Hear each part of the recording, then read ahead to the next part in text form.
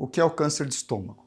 O câncer de estômago é quando uma célula do nosso estômago começa a sofrer mutações e em determinado ponto ela perde a capacidade de morrer, ela se torna uma célula imortal. Ela vai adquirindo posteriormente mais mutações e ela ganha a capacidade de crescer localmente e invadir as células vizinhas e os tecidos adjacentes. E eventualmente ela ganha a capacidade de se descolar e se espalhar pelo corpo humano, que é o que nós chamamos de metástase. Existem alguns tipos de câncer de estômago. O mais comum é o câncer de glândula, é o adenocarcinoma. Ele corresponde a mais de 95% dos casos.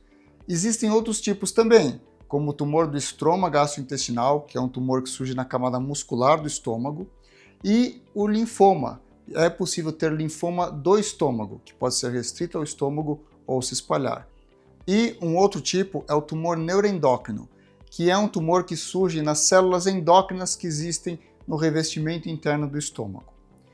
Cada tumor vai ter um tipo diferente de tratamento e é muito importante você procurar um especialista que vai te dar o melhor tratamento e vai possibilitar você ter a maior chance de cura. Quais são os fatores de risco para o câncer de estômago? Existem alguns fatores já muito bem estabelecidos e eles se relacionam muito aos nossos hábitos alimentares e aos nossos hábitos de vida.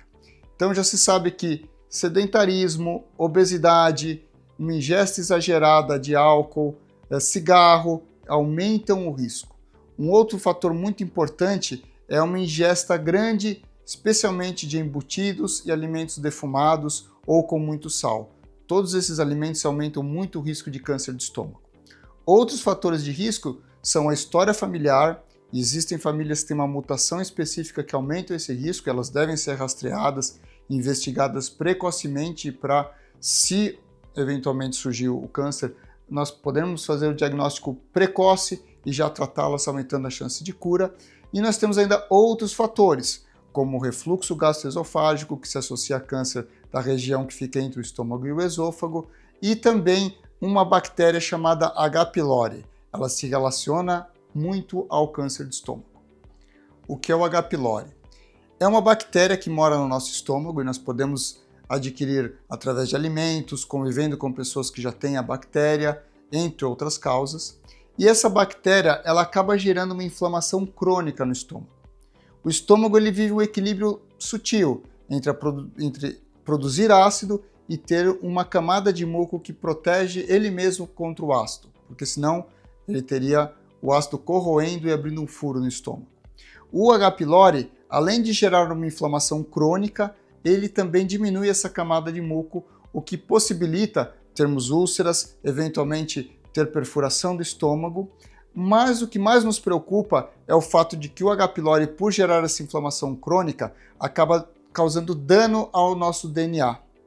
E isso vai levar a uma recuperação da célula e eventualmente ela pode sofrer uma mutação e gerar um câncer. Já está comprovado que ele se relaciona com o câncer de glândula, o adenocarcinoma, que é o principal câncer do estômago, e também com o linfoma MALT, que é o linfoma associado à mucosa do estômago, ao revestimento interno do estômago. Nos casos mais iniciais de linfoma MALT, basta tratar o H. pylori e a pessoa vai ficar curada. O que devemos fazer para prevenir o câncer de estômago? Então, como eu falei nos fatores de risco, nós devemos combater todos eles. Então, uma alimentação regrada, rica em alimentos antioxidantes, rica em fibras, onde se evita defumados, alimentos com sal em excesso, onde se evita também um consumo exagerado de álcool e, fundamental, cessar o tabagismo se você for fumante. Tudo isso vai diminuir a chance de desenvolvermos um câncer. Além disso, é fundamental investigar se nós temos a bactéria H. pylori e tratá-la, se ela estiver presente, e também ver o histórico familiar. Aquelas famílias que têm um histórico positivo para câncer de estômago devem ser acompanhadas e orientadas por um especialista. Também é muito importante não sermos sedentários e fazermos atividades físicas regulares. Tudo isso vai diminuir a chance de termos câncer do estômago. Quais são os sintomas do câncer de estômago? O sintoma mais comum é a queimação aqui que nós dizemos na boca do estômago, ou também conhecida como epigastralgia. Então, aquela queimação que incomoda, que dói, às vezes que sobe um pouquinho atrás do peito, é um sintoma importante. Outros sintomas são náuseas e vômitos, vomitar sangue vivo, evacuar fezes enegrecidas com cheiro muito forte e também emagrecimento. Quando nós temos uma pessoa que tem queimação e tem emagrecimento, nós devemos sempre considerar o câncer como uma possibilidade e investigar para nos assegurarmos que isso não está acontecendo com ela. Como é feito o diagnóstico do câncer de estômago? Habitualmente, o primeiro exame é a endoscopia digestiva alta. A endoscopia permite avaliar o revestimento interno do estômago, que é onde surgem 96% dos casos de câncer desse órgão. A endoscopia ela pode ser feita se você estiver apresentando algum sintoma ou como rotina.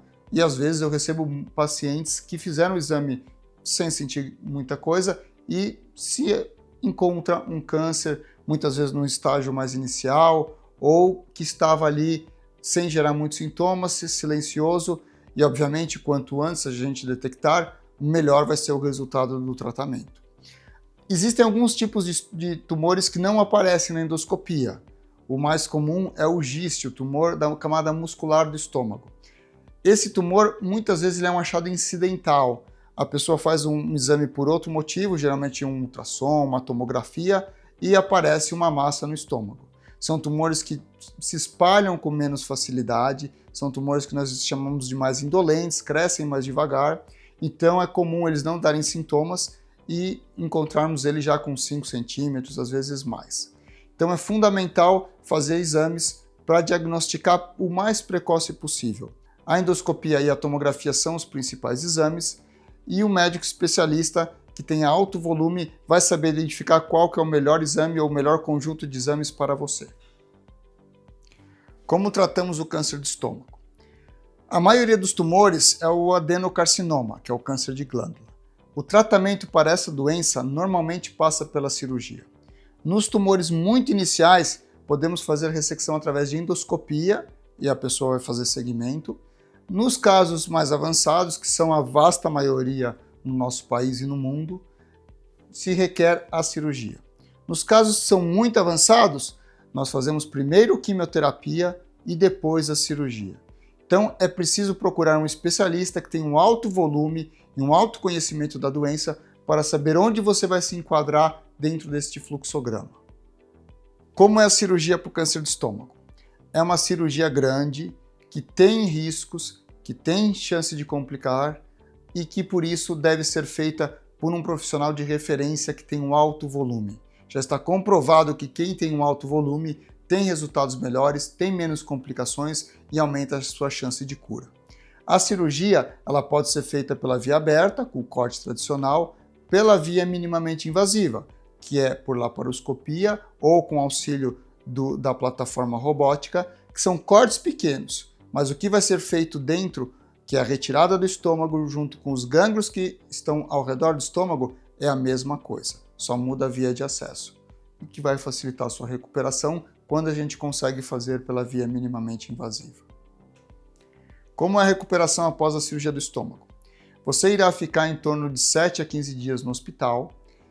Gradativamente iremos progredir a consistência dos alimentos e a ideia é que você vá para casa sem sonda, sem drenos, se alimentando por via oral, geralmente de alimentos pastosos, com suplementação proteica e nutricional. Durante o pós-operatório, a gente pede sempre para evitar carregar muito peso. As atividades físicas elas devem estar presentes, mas têm que ser moderadas. Tudo isso vai ser orientado passo a passo comigo nas consultas, no dia a dia, no hospital, para que você fique ciente de cada etapa da sua recuperação. Por que o tratamento do câncer deve ser multidisciplinar? A doença ela é muito complexa e um único profissional não consegue tratar você de maneira adequada. Por isso é preciso um time, e aí eu friso que o time tem que ser altamente capacitado, todos têm que estar habituados a tratar aquela doença, todos têm que estar acostumados com aquela linha de tratamento e ter uma boa integração entre si. Isso vai fazer toda a diferença no tratamento. Eu vou contar para vocês qual que é o caminho habitual dos meus pacientes. Normalmente eles começam a ter sintomas, Eles consultam o médico da família, o cardiologista, algum parente, que habitualmente solicita um exame, e esse exame vai vir com o diagnóstico, e então ele vai ser encaminhado, ele é encaminhado ao meu consultório, onde eu vou fazer uma consulta para entender todo o ambiente, não só da doença, mas o ambiente familiar, que é fundamental para um bom sucesso do tratamento. E a partir daí vai fazer novos exames para entender exatamente qual que é a extensão da doença. Para isso é importante fazer exames, de novo, em locais onde tem equipamentos com uma qualidade muito boa e radiologistas de nível de excelência, porque nós vamos ter também o máximo de dados antes de começar o tratamento. A partir daí, abre-se um leque de opções. Se o paciente for fazer quimioterapia, ele vai passar com um oncologista, ou oncologista vai fazer o tratamento dele e ao término ele repetirá os exames e voltará comigo para a cirurgia. Naqueles casos que vão ser operados direto, de princípio, habitualmente eu peço para ter um suporte do cardiologista, do clínico, para se certificar do risco cirúrgico, se nós temos alguma medida que nós podemos entrar para esse paciente para melhorar e diminuir esse risco. Às vezes é manter um anticoagulante, às vezes é manter sua medicação para pressão, às vezes é algo mais complexo porque o paciente tem uma trombose ou porque ele está muito desnutrido, ele precisa de um acompanhamento da nutricionista ou do nutrólogo. Enfim, tudo isso faz parte, e essa linha de cuidados tem que ser como um avião para decolar. Tudo tem que ser checado extensivamente e todos os profissionais envolvidos têm que saber passo a passo e dar muita atenção para cada detalhe. Isso vai fazer a diferença para a sua cura.